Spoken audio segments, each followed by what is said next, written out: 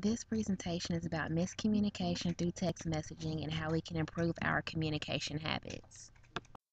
Many of us all have that certain someone that we all want to get that certain text message from. But what do we do when we get the text message and it's not the message that we are exactly looking for? What is your initial response? Many people get upset with that person, catch an attitude, avoid them, or keep picking at the situation until they get the response that they want. Wait, do you see the problem here? If you did not catch what I just said, let me rewind it for you. Many people get upset with that person, catch an attitude, avoid them, or keep picking at the situation until they get the response that they want. Okay, now do you see the problem? If not, I will go ahead and tell you. The problem is as soon as some people receive text messages and it's not what they want to hear, they go ahead and get mad and lash out at the other person. But the question is, what if you are misinterpreting the text message incorrectly?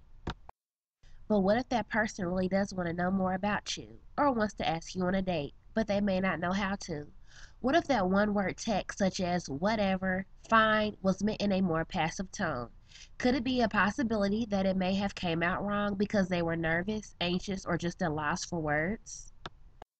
On bsudailynews.com, an article entitled Miscommunication via Texting, Internet Growing by Kelly Dickey, she interviews Michelle Cole, who's a victim advocate for Ball State, about the topic of miscommunication that comes from texting. Michelle Cole stated that there is a decrease in human connection when communicating through technology, and it could have its negative effects on relationships. There has to be a balance between verbal and nonverbal communication for good relationships.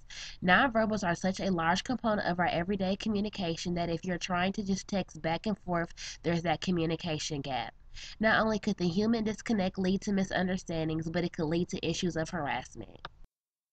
Instead of jumping to conclusions because you did not understand the other person, try another approach so you can improve that communication gap that you and the other person are lacking. In the article titled Lost in Translation by Allison Stein Wellner, found on the website of www.inc.org, she discusses ways to improve communication through text messaging. Number one of the steps to avoid miscommunication through text messaging is to make sure that you have clarity. What she means is simple. If you do not understand the text message that the other person sent you, ask them to explain it better so that you can get a better understanding of what they are trying to say.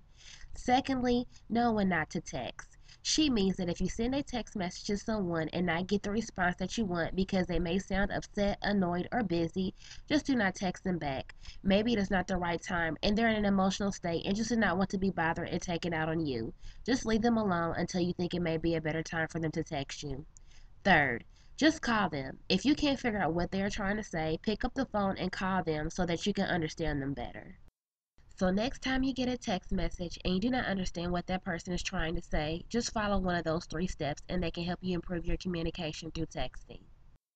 I hope this video informs you on a better way to reduce as much miscommunication through texting as possible. Thank you for listening.